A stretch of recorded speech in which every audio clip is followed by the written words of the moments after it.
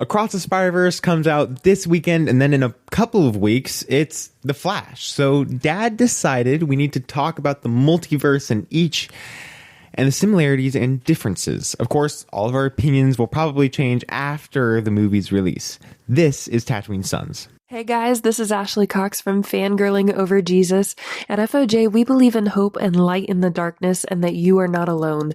We seek to unite and celebrate the intersection of the gospel and our favorite fandoms, and we get to do this through our social media, our podcast devotional, and our cosplay and fashion. And you can find links to all of that through our website, www.fangirlingoverjesus.com, through our social media at Fangirlingoverjesus, wherever you get your podcasts, and on Etsy. See you online. It's true. All of it. What is the name of the porg on the Millennium Falcon? Force is strong in my family. What do you think his name is? It's a big moment. I am a Jedi, like my father before me. Maybe Turbis? Do or do not. There is no try. Turbis? Pablo, if you're listening to this live stream, that porg's name is now Turbis.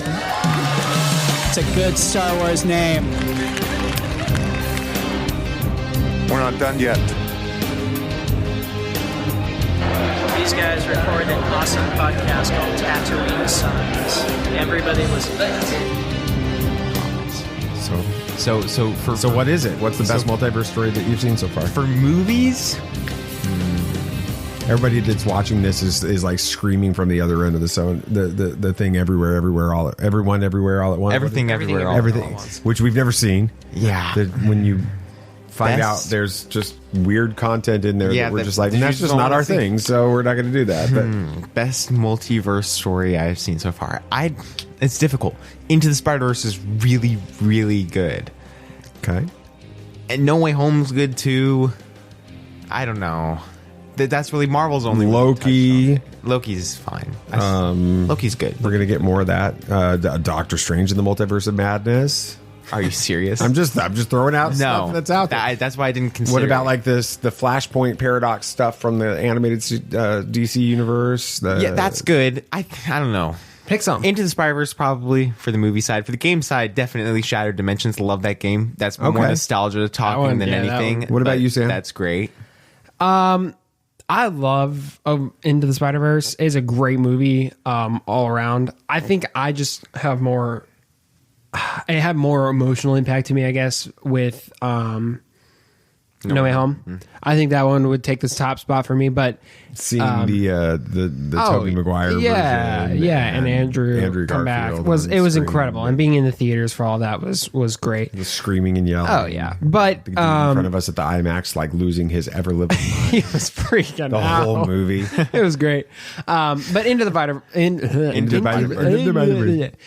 Spider-Verse is a close second for sure. Awesome. A lot of Spider-Man movies. Yeah, Spider-Verse. Yeah. Well, welcome to Tatooine Sons. What about yours? Yeah. What's mine? I'm doing an intro here. Okay. Well, we believe that pop culture is the mythology of this generation, and that there is a story. It is written on our souls, and that is why we talk about, in this case, the Miles Morales Spider-Verse and the Flash multiverse and all the other things that we love so much. So now, do you want me to answer this question? I would like you to answer the question. I'm going to have to go with No Way Home. Just if that's the right one, right? Mm-hmm. Yep.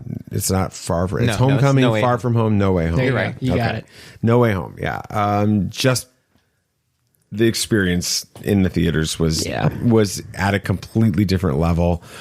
I remember seeing Into the Spider-Verse a couple of times in the theaters. I've only seen it a couple of times. I remember both times thinking, that's a really good movie. Yeah. Not just a great animated movie, a really good movie. Mm-hmm. And I don't remember hardly anything else about it. You'll have to rewatch it. So we have to watch it before it is a really good this comes out. It's great. Well, let's talk a little bit about this. You know, I'm curious from your guys' perspective. This could be a little bit more of a free-flowing conversation. So feel free to speak up however you want.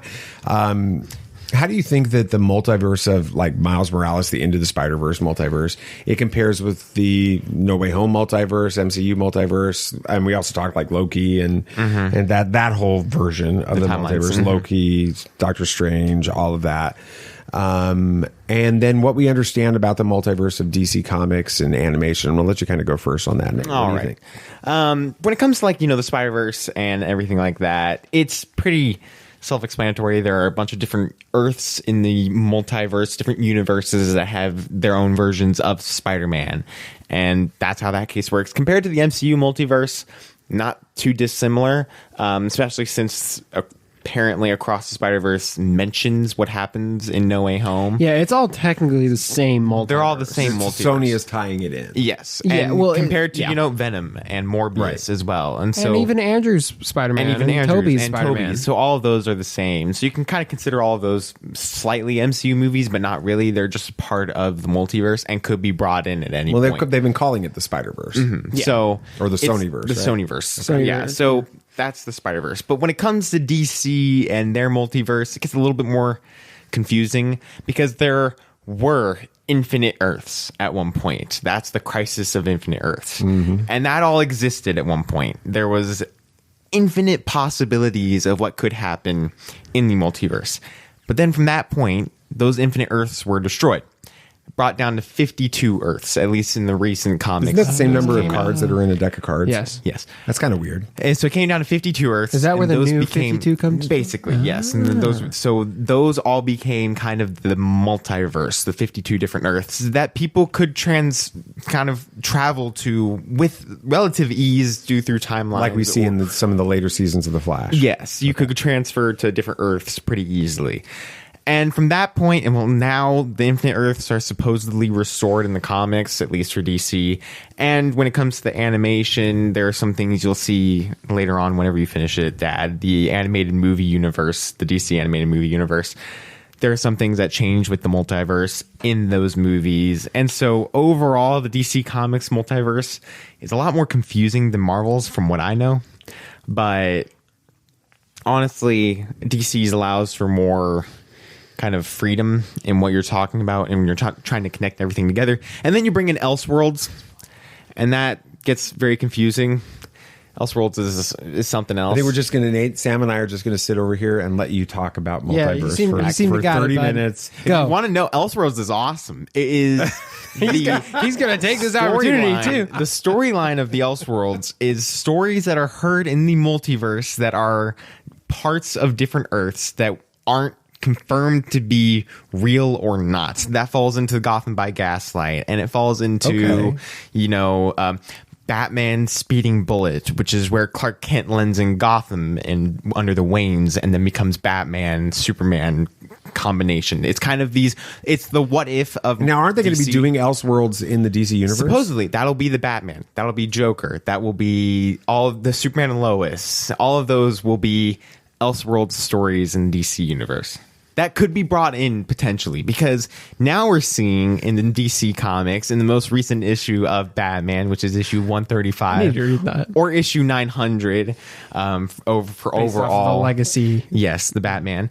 If we're looking at that, now the multiverse is completely open to bring in Elseworld stories into the main multiverse, like Gotham by Gaslight was in there, and then the Batman vampire Dracula story was brought in to where it's actually a vampire bat version of Batman. He's now part of the main canon. So honestly, Elseworld stories can be brought in at any point if they want to. So we could be seeing the Batman in one of the movies, and Dark Knight trilogy could be considered Elseworlds as well now with the new DCU.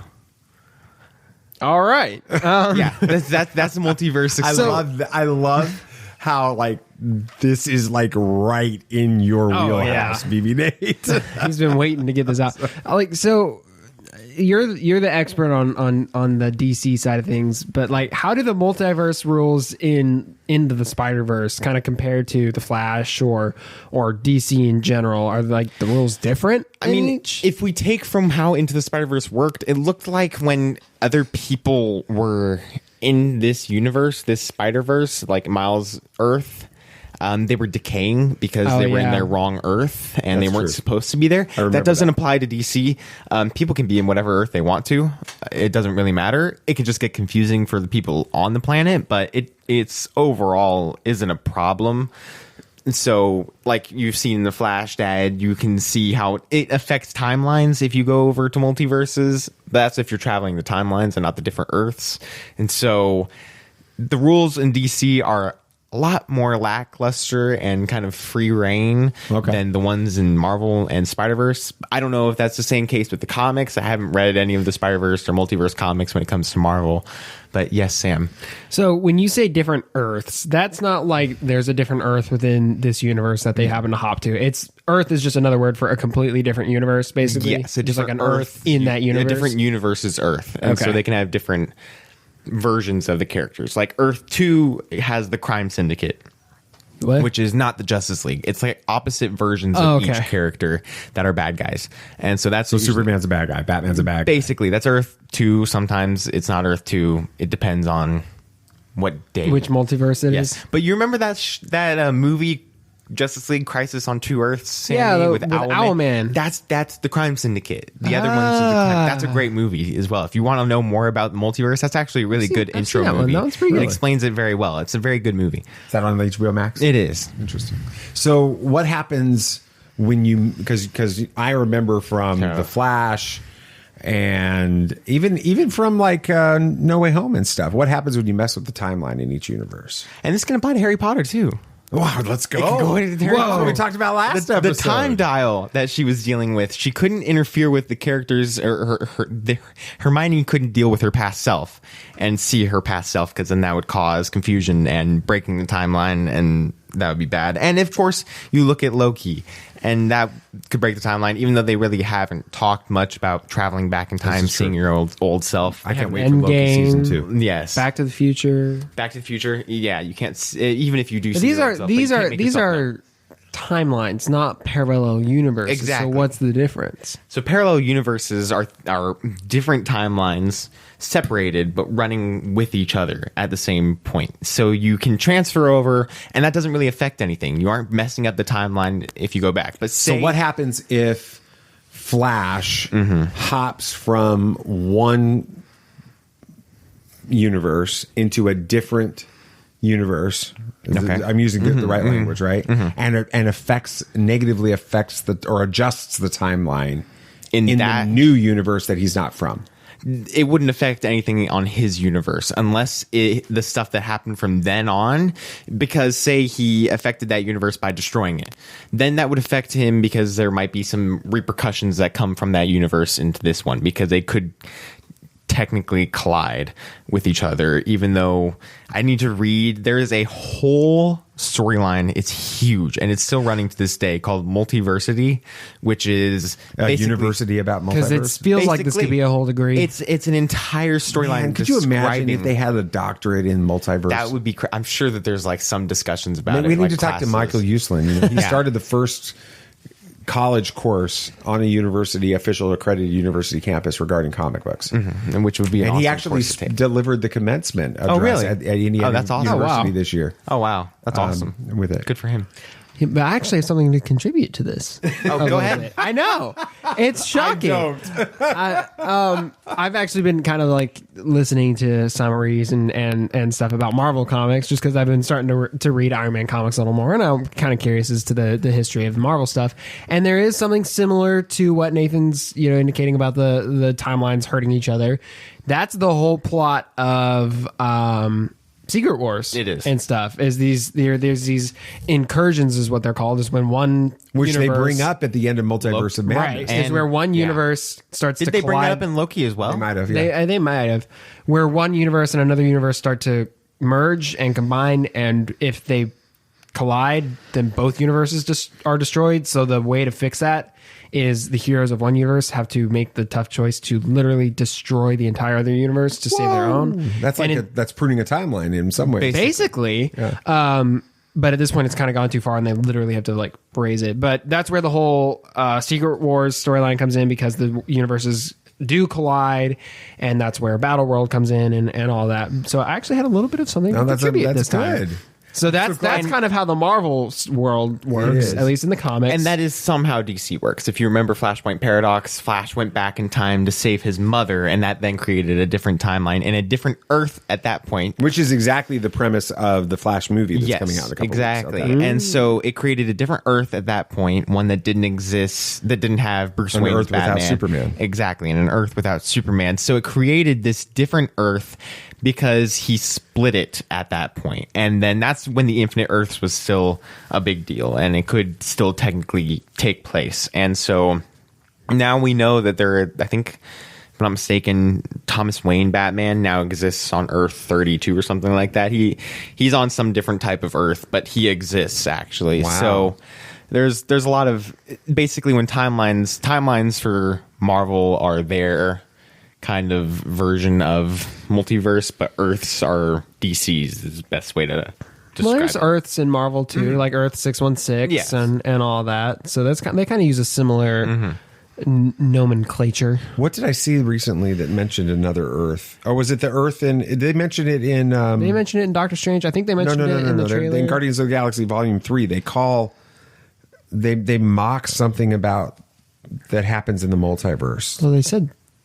And they use a different title for it. Or it's the High Evolutionary that's saying. Well, he's got Counter Earth. Well, and then he mentions don't even bring up that place at Earth 1999 or something like that. You're thinking about Across the Spider-Verse. Yeah, Is that in Across the Spider-Verse? Yeah, because he mentions that 1999. That it's nerdy Miguel nerd. O'Hara. That's Yeah. right. He's like that nerd. I just Doctor saw it Strange. before the trailer before Guardians of the Galaxy, so I had me in the theater. But what's for that. weird now is that creates a Complication. continuity error, because in Doctor Strange Multiverse of Madness, the Earth where all the MCU stuff is taking place is called Earth 616, Same which with is Loki. confusing because that's technically the comic story. Yeah, but doesn't Kamala Khan use it like her argue the about actress did? Oh, okay. Yeah, and then you've got in Into the Spider-Verse or Across the Spider-Verse, Miguel O'Hara saying Earth 199999. Well, which I is can what, fix that. I've got a headcanon that'll yeah, fix that. you can fix that easy Because but, Miguel O'Hara, what does it mean that every different version of the multiverse calls every other version of the multiverse the exact same number? The same numeration. Yeah. Yeah. Like, all right. So I need to understand this, BB Nate. Okay. So how do like the Into the Spider-Verse and then like the Flash when you compare those two, how do they differ when it comes to portraying character variations? Here's why I'm bringing it up. You've got like all this weirdness in Into the Spider-Verse, right? Mm-hmm. And you've got Miles Morales, you got Spider-Gwen, you've got Spider-Ham, you've got Peter B. Parker. I'm pretty proud of myself for that was pretty good. Spider-Man Noir, all of those, right? Mm-hmm. And then in like the Flash, you've got Barry Allen, and then you got a different version of Barry Allen, right? But then you've got Batman, you've got Michael Keaton Batman, and you've got Ben Affleck Batman. But you go to Doctor Strange too, and it's you've all got Benedict Cumberbatch. different versions of some characters, but then all the Doctor Stranges are the same guy. Yes. Mm-hmm. With it. So help me fix my brain around all of that. So some different types of characters can be the same, or at least have the same look, but have different stories. Take the Flash, for example. In this one, this Barry Allen never got powers in this universe that his mother was saved. He never got powers. He never became the Flash. He's the same person, but never went on the trajectory of becoming the Flash, and is just a normal, as we can assume, kind of CSI forensics agent guy. That's him. And so when it comes to, like you're saying, with Doctor Strange and all that stuff, different paths created that Doctor Strange, but he could be different person in another world, but it could just be also that in different universes, like we're seeing with Spider-Verse and all that stuff, different people become Spider-Man or Spider-Gwen or Spider-Woman or all that stuff. And it completely different in that case, because that's the universe is deciding different people to become. I think it was in What If, the Doctor Strange one. Yeah, that's a whole nother multiverse. Yeah, but there was something that I don't remember what it was called, but it was a constant in the universe, right? An absolute point. An absolute point where was it? That was in the Doctor Strange episode. Christine Yep. had to die. Yes. Every single That was a good time episode. in his universe. That was one of the best. That was the That was strongest really episode. good. I'm really ready for What If 2. Yeah, Season like 2. that had to be a constant just because that's what the multiverse decided. What if? What if? But what if, as a explanation for why Doctor Strange happens to look the same but Spider-Man doesn't? What if that person, whatever, is an absolute point in the universe, right? Like Barry Allen, since he can jump timelines so much, is a constant, and Doctor Strange, since he is like the Sorcerer Supreme, has to be a constant. But Spider-Man can be just about anyone or look like anyone and stuff like that. I don't know, that's just my explanation in my head. It really is a lot of fun and kind of interesting to compare the two different multiverses. I'm curious. I want to start with you, Sam. Because we need to give him a chance to take a breath over here. How do you think Into the Spider-Verse approaches the idea of loss and redemption and second chances differently compared to what we see in, the idea of like what you understand about the DC versions of the multiverse and what you've experienced with Flashpoint Paradox or with the Flash or anything like that? How do you compare the idea of loss, redemption, and second chances in those two universes or those two stories? I mean, it's tough because I really don't have that much exposure to the Flash. I haven't even watched Flashpoint Paradox, and I know I need to. It's a good movie. But it seems like it's a constant or a common theme to have redemption and second chances be a thing. I mean, when you have a universe of infinite possibility, it seems like there should be at least second chances for each character, right? And that's kind of what you see with Peter B. Parker in Into the Spider-Verse. He thought he was pretty much done being Spider-Man in his universe, and then he comes back and he starts talking to Miles, and he sees, maybe there is still, maybe I do need to keep doing this, right? Do I want kids? Do I want kids? And then he gets kid, but it's the way to take these characters and have them see what if I did continue to be Spider-Man? What if I didn't continue to be Spider-Man? It's the whole It's a Wonderful Life kind of concept. Is that a multiverse story? Yep, that's a multiverse movie. All right, it's a multiverse movie. Wow. Is it Marvel? No. Sure. Okay. It's too dark for George Marvel. Bailey is a Marvel character now. It's a You gotta tell DC Mom. movie. It's too And dark. Clarence. Clarence is a superhero. Oh geez. No, but it's a really interesting plot device to allow you to have these characters see things they wouldn't be able to see in another medium. What are your It's thoughts not on the cheap. ideas there, BB Nate, the redemption, loss, Yeah. and all that? You understand It's- those two multiverses significantly better than Samurai do. so. It is complicated because as you've seen in the Flash show, Dad. Yeah. When it comes to second chances in changing timelines, It it can usually usually ends badly. do more harm than it can good. Because when you go in, and as we've seen in the Flashpoint Paradox, when Barry goes back in time to save his mother, he dooms the entire planet. And we're probably going to see that in the Flash. Yes, movie. he's going to doom the entire planet because that was his fate. He had to. And that kind of follows even to Batman as well. He has an absolute point himself. His absolute point is his parents dying. Without his parents dying, he does not become Batman. We've seen stories where his parents live and he does not become Batman. And so he has to have that happen for it to be something that goes on. And there are, of course, many times when he probably had the opportunity to go and save his parents.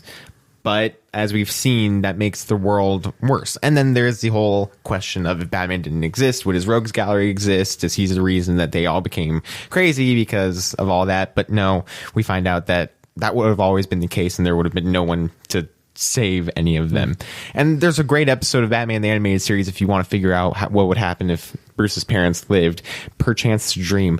Amazing episode. One of my favorites. And it shows how when you get that second chance, you might be happy, but there's nothing you can do to keep that because there will always be kind of, even if you don't know about it, the multiverse still has the fact of you're Batman and you still have to be Batman. and there will be nothing you can do to escape that, even if you're kind of happy in this state right now. There's also another amazing episode of Justice League Unlimited that happens where, I forget the name of it, I think it's one of the first episodes in the first season, but there's creatures that latch onto Superman and Batman and Wonder Woman that show them all the perfect lives of what they would want. And Batman is one of the ones that actually is able to kind of defeat it first, because he understands that he can't have a perfect life just because it's not how it works, and nobody can have a perfect life.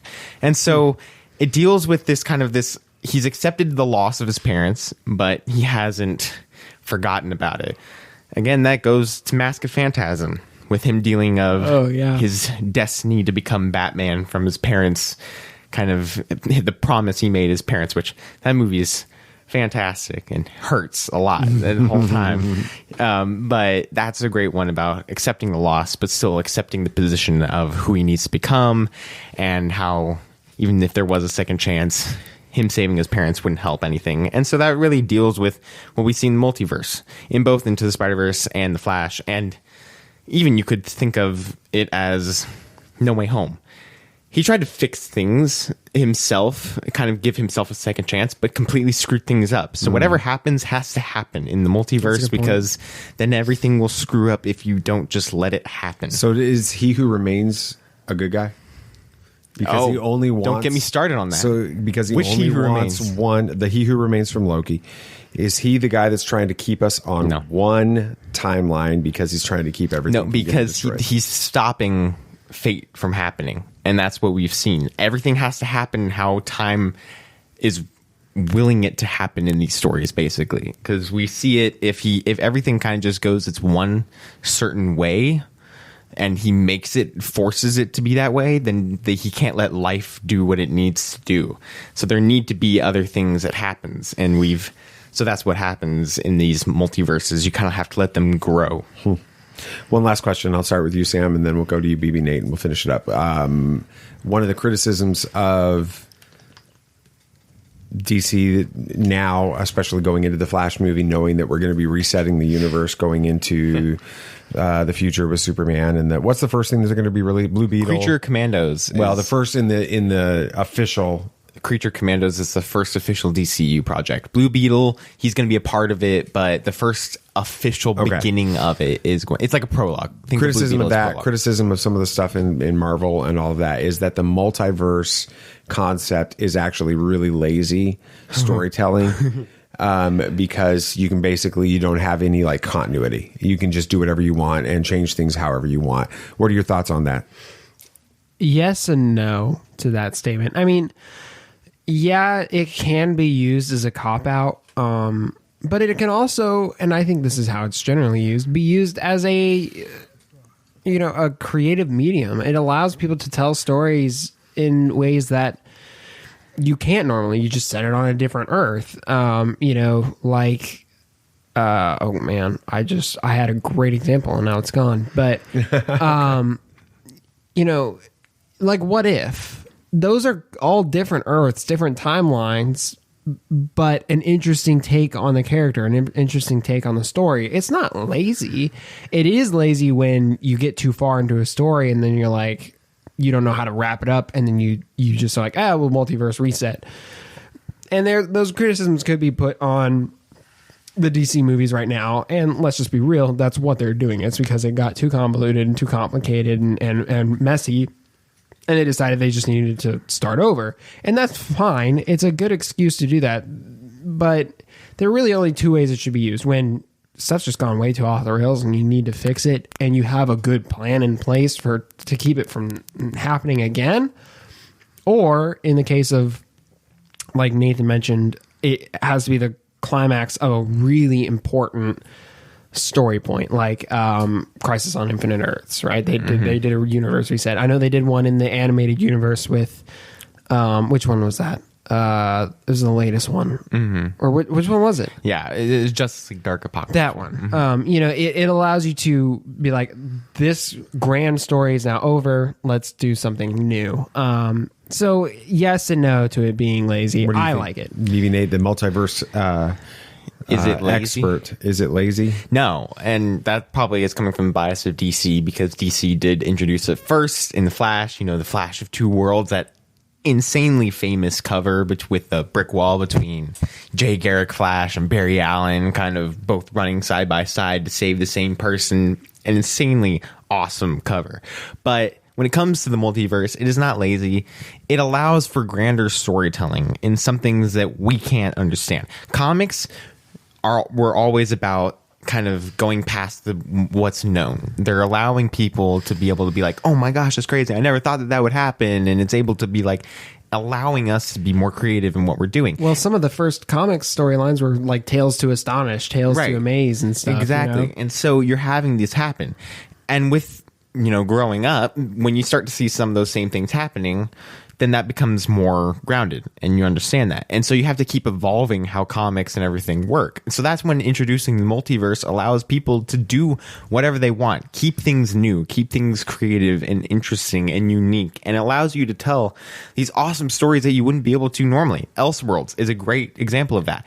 Multiverse, if that didn't exist, you wouldn't have gotten those classic stories that we've gotten from that, and allows you to tell ones and finish up stories from universes that were rebooted. Like the New 52 was ended from, I think, Dark Crisis or Final Crisis was what ended that and gave a reboot for everything. And so from then, the Batman storyline, that's considered one of the greatest, was finished without really having an ending of those characters. So that's when Scott Snyder wrote Batman Last Night on Earth, which is one of my favorite Batman stories of all time. Amazing, brings in Darkseid and all of this stuff, and is a great Batman story that we would have never been able to see if it wasn't for the multiverse being a concept.